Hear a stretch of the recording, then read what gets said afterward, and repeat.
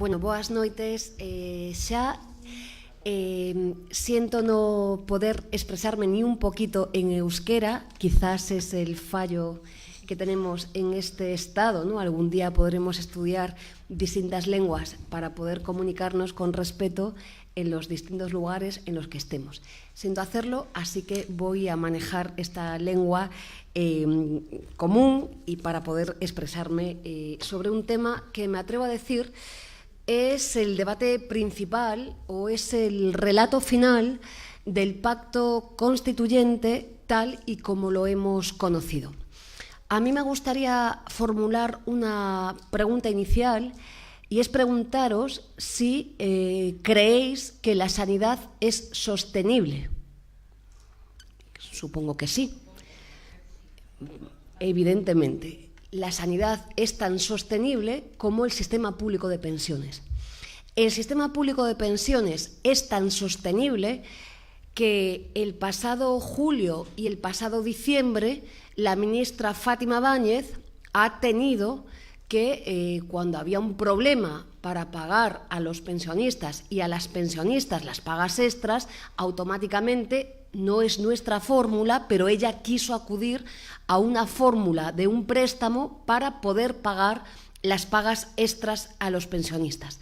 ¿Por qué hace esto el Gobierno de España, aunque lleve la marca del Partido Popular? Pues obviamente porque hay un mandato constitucional, es decir, que si hoy pasase lo que pasase, no llegasen los recursos públicos para pagar las pensiones de nuestra gente, tendrían que inyectarla directamente de los presupuestos generales del Estado. Obviamente, insisto, por mandato constitucional.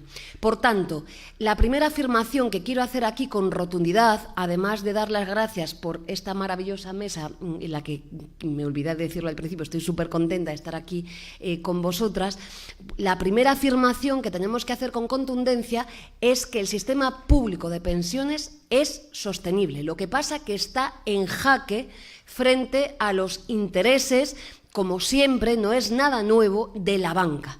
El sistema público de pensiones lleva siendo atacado, lo recordaréis los mayores, desde aquella huelga general que le hemos hecho, que le habéis hecho los mayores, a Felipe González en el año 85. Recordad aquella macrohuelga general y recordad el primer recorte que ya de aquella, la legislación del Partido Socialista, emprendía al sistema público de pensiones. Desde el año 85 hasta ahora no han parado de legislar para ir recortando las pensiones públicas hasta llegar a un punto en el que hemos tenido dos grandes contrarreformas en materia de pensiones.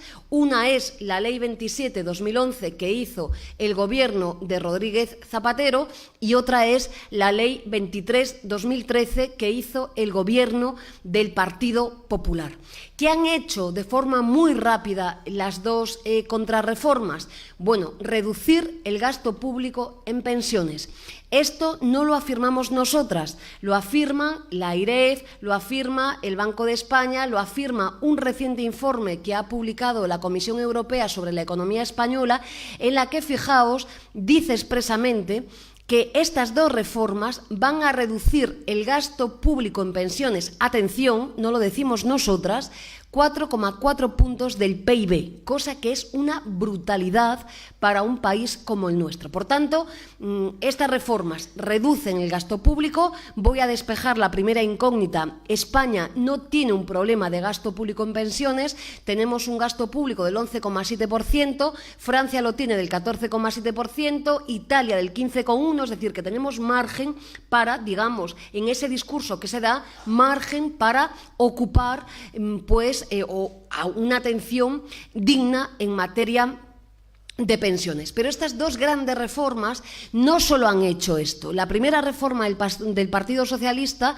lo que ha hecho es cambiar los elementos paramétricos del sistema para ir retrasando derechos que eran fuertes en el sistema público de pensiones. Recordad que esta reforma incorporó un factor de sostenibilidad en su artículo 8, que es el mismo factor de sostenibilidad que contempló después el Partido Popular en su siguiente ley. Lo que pasa que lo que hacía el Partido Socialista, y este es el acuerdo al que ha llegado el PNV con el Partido Popular, lo retrasaban su aplicación un poquito más, pero es la misma receta.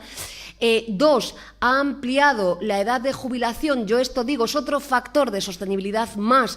Ha ampliado la edad de jubilación, como sabéis, de 65 a 67 años, exigiéndonos 38 años con 6 meses para poder devengar el 100% de una jubilación. Es una barbaridad exigir, con la actualidad, con el mercado laboral que tenemos, exigirle a nuestros trabajadores y trabajadoras que prolonguen la edad de jubilación más allá de los 65 años.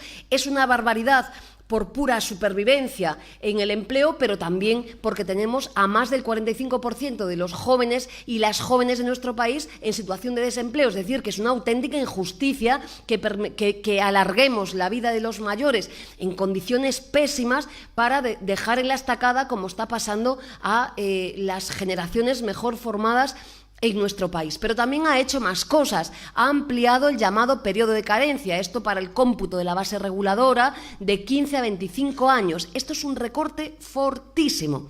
No afecta en materia de protección, pero sí afecta en materia de cuantía de la pensión a la que tengamos derecho. Y ha incorporado cambios fuertes, recortes fuertes en jubilación parcial, en jubilación anticipada y demás. No me quiero extender porque es una ley larga, pero digamos que con un cambio fuerte en el sistema público de pensiones. Es una ley que no quiso actuar en los ingresos, igual que es lo mismo que ha hecho el Partido Popular y lo mismo que ha hecho el PNV, Ciudadanos, el PDeCAT y todo el mundo. Nadie quiere actuar en lo que se señalaba antes por Damián, que lo ha citado, que el problema que tenemos en el sistema público de pensiones no es de gasto, es de ingresos. Y lo que hemos de hacer es justamente cambiar las fuentes de financiación para que nuestra gente tenga pensiones dignas.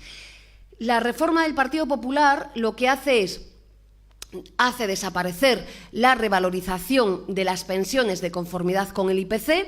Esto sabéis que Zapatero había congelado en el Real Decreto Legislativo 8/2010 la revalorización de las pensiones, ni siquiera el 0,25%, y además en su ley dice que se estudie una fórmula nueva de revalorización.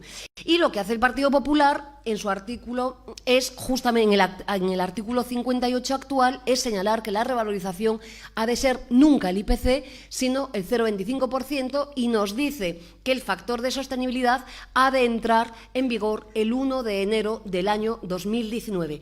No lo digo yo, lo dice el Banco de España. El factor de sostenibilidad, si se aplica como está previsto, da igual que sea el año que viene, que sea en el año 2023, como quiere el PNV, supondrá un recorte a mayores de entre el 7 y el 12%. Lo dice el Banco de España, que no es un organismo sospechoso de, andar defendiendo el sistema público de pensiones. Por tanto, digamos que, tenemos un marco legislativo contra los pensionistas y contra las pensionistas, y desde luego el trabajo que ha hecho el Grupo Confederal de Unidos Podemos, En Común Podem y En Marea, digamos que de la mano con todas las coordinadoras estatales de pensionistas, es primero una ley que abrió el marco y reformó de manera integral el sistema público de pensiones, y una segunda ley que atacamos directamente la revalorización de pensiones y el factor de sostenibilidad, y 1 millón de iniciativas que no voy a desgranar aquí porque estamos todo el día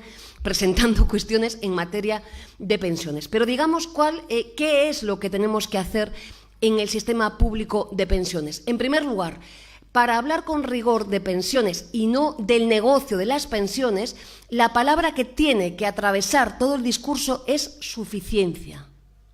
Antes, decía Arantxa, citó el artículo 50 de la Constitución española y nos habla de pensiones suficientes ante estados de necesidad. El Tribunal Constitucional, en diversas sentencias, ha señalado la suficiencia como pensiones que permitan niveles de vida dignos a los pensionistas y a las pensionistas. Pensiones de jubilación, bueno, pues con cierta solvencia, ¿no? Yo afirmo aquí hoy, con los datos en la mano, que este principio de suficiencia de las pensiones es lo que está realmente roto desde el Pacto Constituyente. ¿Y por qué lo digo? Porque, mirad, de 9,5 millones de pensiones que tiene nuestro país, no pensionistas, sino pensiones, pensionistas 8,7, 5 millones de pensiones están en la exclusión social, es decir, son pobres. Si más de la mitad de las pensiones de nuestro país están en la pobreza, esto quiere decir que no se garantiza el principio constitucional de suficiencia y además quiere decir que las coordinadoras de pensionistas tienen razón y además estamos siendo requeridos por organismos internacionales a los que se nos está llamando a la puerta y la atención por la desprotección social del Reino de España sobre esta cuestión. Por tanto, me atrevo a afirmar que el principio fundamental sobre el que deberían de hablar los legisladores, sean Partido Popular, sean Ciudadanos, sea PNV, sea quien sea, es sobre la suficiencia que tienen las pensiones y no distraer con otros elementos que tiene el propio sistema. ¿Y por qué digo esto? Porque de lo único que se habla cuando vamos a debate sobre las pensiones es sobre el déficit en materia de pensiones, 18.000 millones de euros.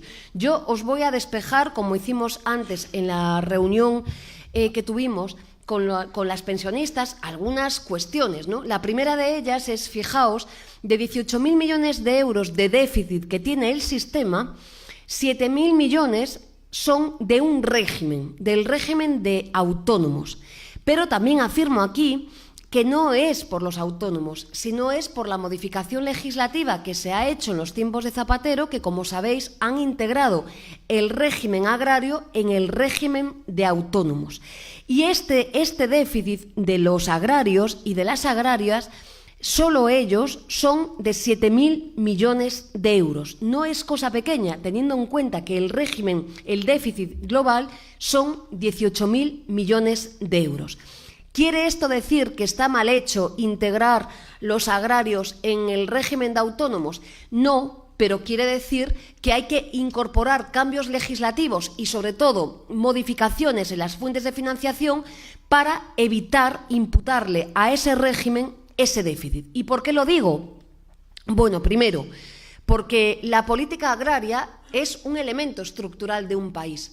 No se decide ni en España, sino que se decide fundamentalmente en Europa, como sabéis, a través de la PAC y de otras estructuras. Por tanto, como se hace en otros países, lo que debemos de hacer con claridad ya, alto y claro, es decir, miren ustedes, este régimen ha de ser financiado directamente por los presupuestos generales del Estado. Insisto, es una política estructural que depende de variables que son ajenas al propio mercado de trabajo y, por tanto, un país serio debe de quitarlas, digamos que de la caja de la seguridad social. Digamos que eliminaríamos ya 7.000 millones de euros de ese déficit. Pero, insisto, la preocupación que tenemos y hemos de tener es que la media de nuestras pensiones de una viuda son, con generosidad, casi todas las viudas se acogen a complementos por mínimos y no los de Euskadi, digo los del Estado. Pero la media de las pensiones, si hay aquí una mujer que sea viuda, es de 656 euros. La media de un autónomo, de una autónoma, son 646 euros. Y, como bien sabéis, esto creemos que no es sostenible. Es decir, no es decente que tengamos a porcentajes muy elevados de ciudadanas, de ciudadanos con estas rentas. Las llamadas PNCs, las pensiones no contributivas, de las que tanto nos hablaban estos días, que le incrementaban el 3%, como sabéis, supongo, su horquilla oscila entre 92 euros y 369 euros. Yo vuelvo a formular la misma pregunta que le hago siempre a los dirigentes del Partido Popular. ¿Quién puede vivir con 369 euros? Creo, sinceramente, que nadie. Y como nadie puede vivir con 369 euros, la obligación principal es, insisto, garantizar pensiones suficientes, dignas, que cumplan por lo menos los parámetros mínimos que nos hagan poder decir que no está nuestra gente en la exclusión social. En segundo lugar, tenemos que cambiar muchísimas cosas. Nuestra apuesta es clara. Modificar el artículo 109 de la Ley General de la Seguridad Social para, de una vez por todas, dejar claro que las pensiones en nuestro país se pagan con los presupuestos generales del Estado.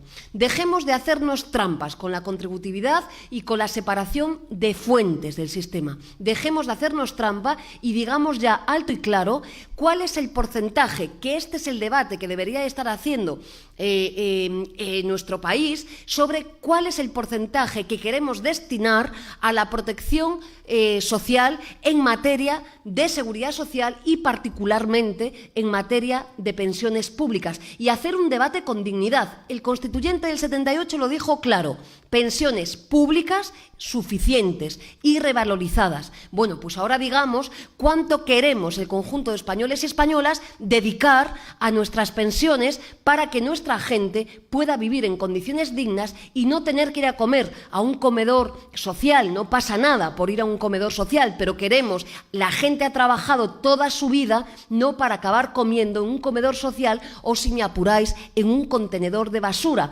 porque las mujeres que perciben, y hablo de mujeres porque son la mayoría, las pensiones no contributivas, o hacen esto o me vais a explicar cómo demonios viven. Y tenemos urgencias fuertes que tienen que ver con dos sectores de la sociedad muy relevantes, como son los jóvenes y como son las mujeres. La ministra Fátima Báñez está permanentemente hablando del dichoso complemento por maternidad. Yo querría que me aviséis por el tiempo, porque casi prefiero que haga preguntas la gente, pero para no enrollarme mucho. Tenemos las 8:05, podemos estar hasta las 9 o sobre las 9. Bueno, incluso. Pero yo no quiero alargarme mucho para que hagáis preguntas. Complemento de maternidad.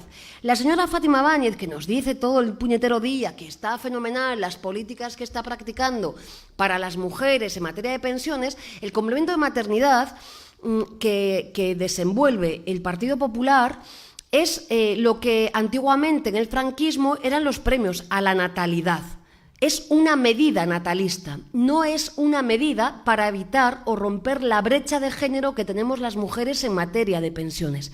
Es más, es un complemento que además favorece de manera especial a las mujeres que ya tienen carreras de cotización fuertes, solventes y, digamos, pensiones, incluso me atrevo a decir, bueno, con cierta relevancia. Por tanto, no sirve para remediar este problema. Y es que es más, opera con un número de hijos. Bien, esta medida, este complemento de maternidad, en Francia se instaló un complemento semejante y el Tribunal de Justicia Europeo lo tumbó justamente por señalar dos cosas: que era un premio a la natalidad, los del franquismo, y dos, que era un complemento directamente discriminatorio. Obviamente, porque en la sociedad hacia la que caminamos, lo que hemos de hacer es, digamos, que favorecer la corresponsabilidad entre hombres y mujeres en el cuidado de hijos, hijas, personas mayores, pero en su caso, en las carreras de cotización, primar con igualdad de criterio a los hombres o mujeres que demuestren que, por mor del cuidado de sus hijos e hijas, han salido del mercado de trabajo. Insisto, este complemento de maternidad del que tanto presume la señora Fátima Báñez ha sido tumbado por el Tribunal de Justicia Europeo, así que animo, si hay aquí algún jurista, a que desde luego emprenda acciones, porque es más que probable que lo volvamos a ganar. Por tanto, hay una tarea urgente que tiene que ver con la brecha en materia de pensiones, que supera el 39% en nuestro país, pero como he dicho ya antes, hay una brecha absolutamente oculta de la que nunca se habla, que es que las mujeres no llegamos, somos auténticamente excluidas de las pensiones porque no llegamos ni siquiera a contemplar sobre todo el requisito de cotización mínimo de 15 años. Es decir, que hay un montón de mujeres que se quedan fuera, no llegan a la pensión de jubilación porque están excluidas. Por tanto, estas digamos que son las urgencias, pero la urgencia fundamental, insisto, es la suficiencia y no las distracciones en las que nos quiere llevar tanto el PNV como el Partido Popular, cuanto Ciudadanos. Quiero mandar un mensaje rápido. Bueno, y una consideración. El Partido Popular ha hecho bastantes enmiendas en materia de seguridad social al presupuesto general del Estado, el propio Partido Popular que gobierna. Entiendo, salvo que yo sea más parva, como decimos en Galicia, de lo que estimo que estaba pactado con el PNV, pues de lo contrario, no podría haber pacto. Reformas que, si queréis, después hablamos, de enmiendas de las que después hablamos, que incorporan nuevos recortes en materia de pensiones. Pero fijaos que los chicos y chicas de Ciudadanas no han hecho ni una enmienda a la seguridad social. Es decir, que entiendo, comparten los recortes que hace el Partido Popular y, por supuesto, el pacto que se hace con el PNV. Pero atención, si os metéis en la página web de Ciudadanos, veréis, aunque no tienen ninguna propuesta porque quieren gobernar con un cheque en blanco, en materia de pensiones dicen una cosa muy relevante. Y es que ellos quieren, y el chico Tony Roldán, anda todo el día diciéndolo, lo que ellos quieren es que se compute para las pensiones toda la vida laboral. Si con la calidad que tenemos en nuestros contratos computamos, alargamos el cómputo de las pensiones a toda la vida laboral, te rondaré morena lo que nos va a caer, porque efectivamente sí que entonces vamos a hablar realmente de pobreza. ¿Cuáles son las medidas en las que nosotras pusimos el acento en nuestra primera norma? Pues obviamente retirar los recortes más fuertes de las anteriores reformas, por tanto, como mínimo, exigir que las pensiones se revaloricen con el IPC. Atención, sí es trampa el acuerdo del PNV. José Ramón, el PNV está muy cabreado conmigo, los 5 diputados y una diputada vasca, porque les he hablado clarito, señalando que, primero, hacen trampa, segundo, no solventan el problema de las pensiones y, tercero, que es peor aún, blanquean al Partido Popular. Y lo más terrible, que lo han dicho en tribuna así, es que, desde luego, también lo hacen para garantizar la estabilidad política del gobierno más corrupto de Europa, que nos convierte en la auténtica ciénaga de la corrupción y de la putrefacción. O sea que yo creo que esto solo ya es un elemento, bueno, pues de bastante enjundia. Pero, como decía, bueno, hay que hacer cosas urgentes. Primero, la edad de jubilación tiene que volver a los 65 años. 2, revalorizar, ¿no?, que estaba en este punto. No van a volver a revalorizar las pensiones de conformidad al IPC. Las redacciones que tienen en sus enmiendas, el Partido Popular utiliza el adverbio excepcional. De manera excepcional, lo vamos a hacer en este ejercicio, veremos cómo lo van a hacer en este ejercicio, porque cuando se aprueben los presupuestos generales va a ser junio, y de manera excepcional en el año 2019. Pero ya nos dicen por viento y marea que no vamos a volver a revalorizar las pensiones con el IPC. Por tanto, yo hago un llamamiento a que nos sigamos movilizando. No está la lucha conseguida en absoluto. 2, hay que no retrasar el factor de sostenibilidad sostenibilidad, sino que hay que suprimirlo del artículo 211 de la Ley General de la Seguridad Social. Suprimirlo, porque supone, insisto, un recorte brutal en nuestro sistema público de pensiones. Hay que eliminar una cuestión clave, y es que en España, no sabemos por qué, tenemos una cosa que se llama el periodo de carencia específico, que no sé si sabéis qué es, pero es que nosotros, no así otros estados, pues tenemos que haber cotizado los 2 años anteriores al devengo de la prestación para poder tener acceso a ella. Bueno, nuestra propuesta legislativa, obviamente, hemos hecho desaparecer ese criterio, insisto, porque no tiene ningún sentido científico ni, desde luego, ningún sentido en el sistema público de pensiones.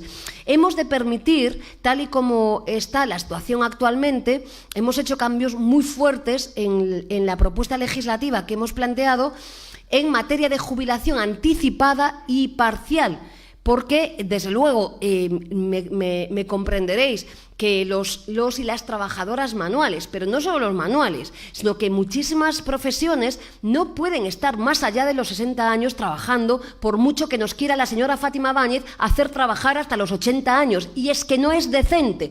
Por tanto, tenemos que ir hacia un camino que ya estaba instaurado antes en nuestra legislación y que se ha encargado primero un poquito la reforma del PSOE y después la reforma del Partido Popular. Hemos hecho una cosa nueva en la legislación que pedían con mucha razón los pensionistas, y es que está estudiado, lo sabéis, que a partir de 35 años cotizados uno ya ha devengado, ya ha hecho lo que tenía que hacer para tener derecho a la pensión. En nuestra propuesta legislativa lo que hacemos es incorporar como un elemento de edad de jubilación ordinaria cuando una persona tenga cotizados 35 años y tenga 61 años. Es decir, sin ninguna penalización y sin ningún coeficiente reductor como pasa en la actualidad. Insisto, a partir de 35 años uno ya ha pagado más que sobradamente su pensión.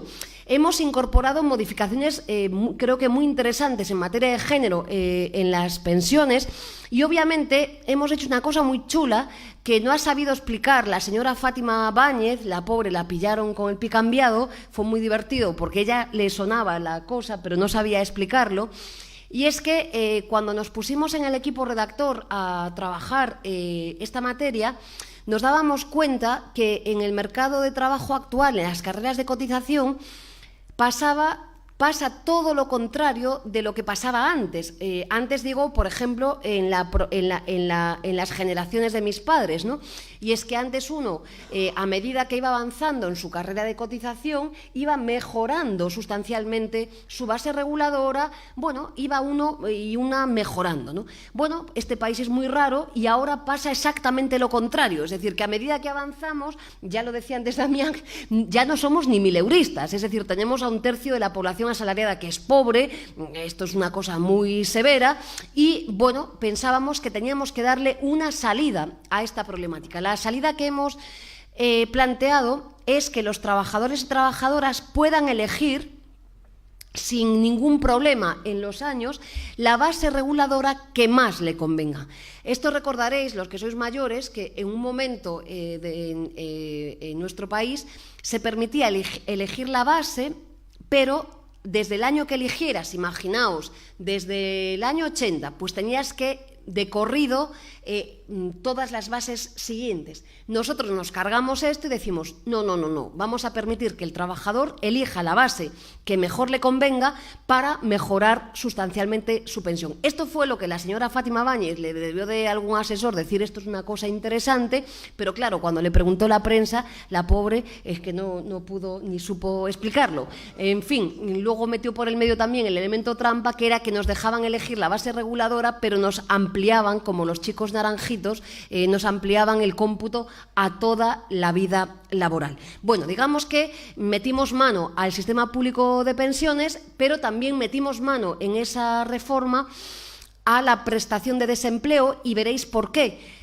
El subsidio de desempleo de 52 años estaba pensado en el derecho de seguridad social para que, bueno, se entiende que a partir de los 62 años es muy difícil, 52 años es muy difícil que una persona se incorpore al mercado laboral. Está estudiado más o menos que había como una cadencia de 15 años para ya engarzar con la pensión de jubilación. Entendíamos que era imprescindible recobrar el subsidio de desempleo, mejorar, eliminar los recortes que se incorporó a las prestaciones de desempleo, aumentar las bases reguladoras. No sé si hay gente mayor aquí que lo conoce, pero recordaréis que la prestación de desempleo en nuestro país llegó a ser la base reguladora del 80%. Digo, porque yo esto se lo cuento a la gente joven con lo que tenemos en la actualidad y me dicen si estoy hablando de otro planeta o del planeta Marte. No, esto es hace muy poquito, era así, lo que pasa es que le han pegado un recorte fuerte. Entonces también pensamos que en materia de protección había que meterle mano a esta cuestión. En definitiva, que el sistema público de pensiones es, digamos, como la joya de la corona. Es el pulmón que debe permitir a un país tener grandeza y tener a sus gentes cuidadas y, desde luego, en condiciones dignas. Lo que sucede es que hay un negocio boyante sobre el sistema público de pensiones. Antes lo decía Arantxa, son más de 120.000 millones de euros los que están en juego. Es un negocio directo y la banca quiere incidir directamente ahí a través de los planes de pensiones privados. Hablar de reducir, como va a pasar con las reformas laborales que tenemos en este momento, hablar de reducir la tasa de sustitución que tenemos en la actualidad, reducirla al 50%, es hablar del fomento masivo de los planes de pensiones privados. A medida que baja en los países la tasa de sustitución, se dispara los planes de pensiones privados. Me vais a entender, es muy sencillo de comprender. Obviamente, si una viuda o un autónomo tiene una pensión de 500 euros, o complementa la pensión con un plan de pensiones privados, o me diréis de qué vive, porque es que es imposible sobrevivir ante esta tesitura. Por tanto, digamos que ahí tienen el negocio asegurado. Y para esto necesitan continuar con el relato del déficit. Es que están muy malas pensiones porque hay un déficit muy enorme. Sin embargo, curiosamente, nadie quiere atacar los problemas que fomentan el déficit. Y los problemas, lo he dicho al principio, se llaman ingresos.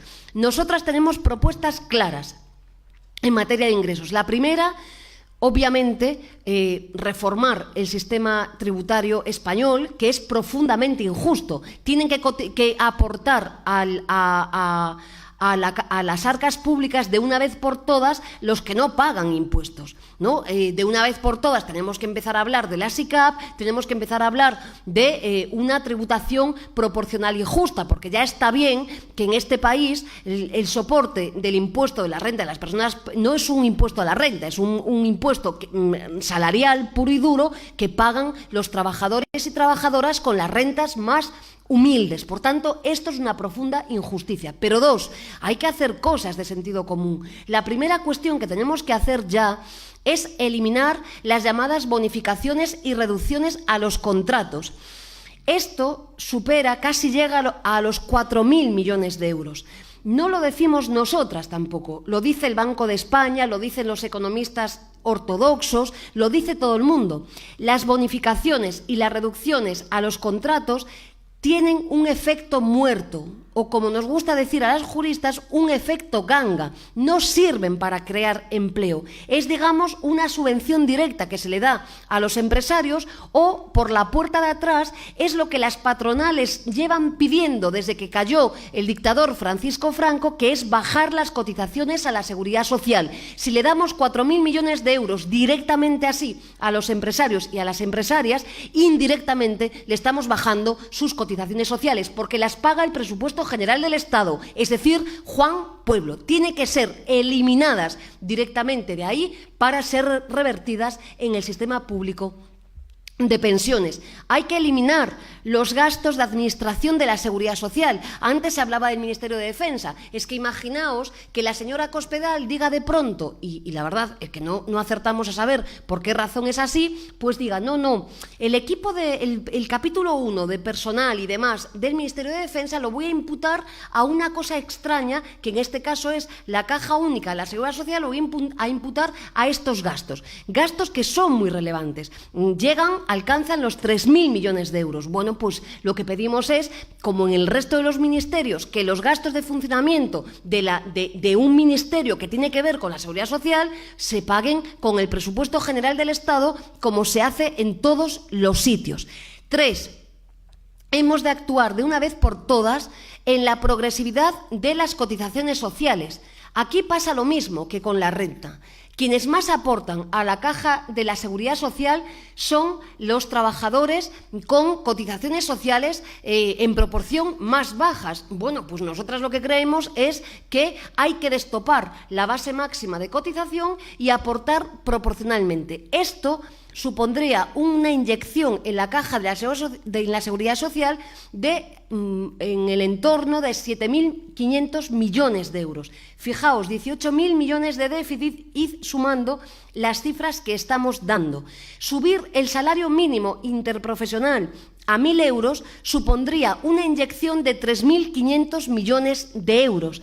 Y ya incluso hay medidas que aquí, por ejemplo, los sindicatos defienden, y es un debate abierto, que, por ejemplo, incrementar un puntito de manera coyuntural las cotizaciones, yo sé que este es un tema más controvertido, serían otros 7.000 millones de euros. Por tanto, ¿hay dinero para atajar el déficit de la Seguridad Social? Claro que lo hay, pero no quieren meterle mano porque necesitan el run del déficit para seguir recortando, para decirle, como nos han dicho, no se pueden revalorizar las pensiones. Recordad, yo estuve en un debate con Toni Roldán de Ciudadanos y la señora Carolina España, no se pueden revalorizar las pensiones al IPC, es imposible, no hay dinero. A la semana siguiente aparecen los 1.600 millones de euros, porque claro que hay dinero. Es tan solo voluntad política y no lo decimos nosotras. El propio informe de expertos del Partido Popular del año 2013 dice: esto es una decisión política, como todo en la vida, y nuestra apuesta es clara en incorporar el debate público de pensiones de manera central, entender y defender que las pensiones son un derecho, no son una migaja, no son, como decimos en galego, una esmola, no son una cosa para pobres, sino que son derechos que tenemos los trabajadores y trabajadoras que hemos cotizado a lo largo de nuestra vida. Por tanto, y con esto termino, no por nosotras, no por la generación de mis padres que tienen garantizadas sus pensiones, pero sí por la gente joven, por mi hija, por las hijas de todo el mundo, hay que seguir movilizándonos, porque nos ha demostrado la movilización que claro que se puede, nos ha demostrado la movilización que les asustamos, porque somos la mayoría social y que cuando vamos unidas a las movilizaciones, llevando las camisetas que nos dé la gana, con procedencias muy diversas, ganamos las batallas. Por tanto, aquí termino.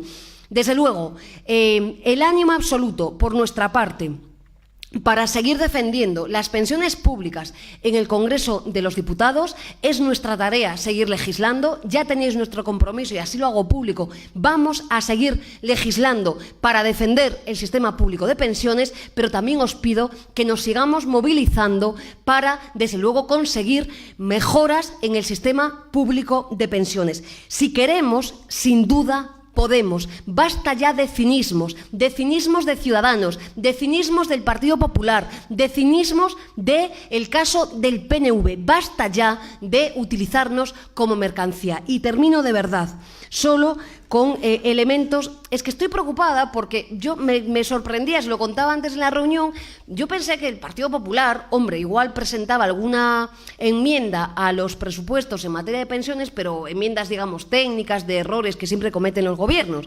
Pero ya anticipo una de ellas, una que me ha llamado poderosamente la atención, y es que le mete mano para recortar las pensiones de invalidez permanente, y esto ha pasado desapercibido, excepto al PNV, que entiendo que en el pacto tiene que conocerlo, salvo que sean idiotas, y estoy segura que los señores y señoras del PNV no son idiotas. Quiero señalaros que el Partido Popular, en esta enmienda, que intuyo cuenta con la mayoría para sacarla adelante, lo que señala es que las pensiones, la pensión mínima de invalidez permanente total, en la redacción de la ley, en el artículo 196.2, señalaba que el mínimo tenía que computarse con el 55% de la base reguladora, con la base mínima, que, como sabéis, es el salario mínimo interprofesional. Como sabéis que se ha incrementado el salario mínimo interprofesional y ahora estamos en 735 euros, nos meten un recorte por la puerta de atrás, aviso a navegantes, por si hay aquí alguien con una prestación de invalidez permanente total, y lo que nos dicen es que a partir de ahora ese cálculo, ese mínimo, no va a ser como antes el del salario mínimo interprofesional, sino que va a ser una cantidad que anualmente fijará el Gobierno en los presupuestos generales del Estado. Aviso a navegantes, porque van a continuar, no van a parar de recortar las pensiones. Si son capaces de meterle la mano a las pensiones de invalidez de los trabajadores y trabajadoras que están enfermas, ¿cuánto serán capaces de hacer? Así que un placer estar aquí, animaros a continuar en la lucha, y ahora creo que lo interesante es que debatamos sobre esta cuestión. Nada más y muchas gracias.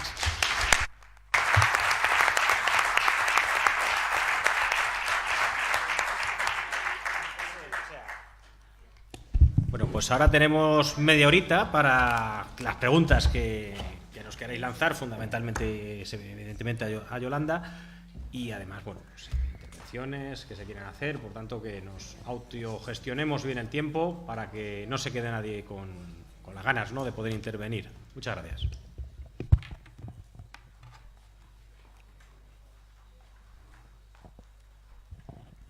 Bueno, buenas a todos. Me parece interesante lo que habéis propuesto para debatir. Creo que es un tema de vital importancia, porque aquí lo que nos estamos jugando es un sistema público de pensiones de calidad o la privatización del sistema, que es por donde van los tiros por el PP y por la derecha, Ciudadanos, PNV y PDeCAT, ¿no?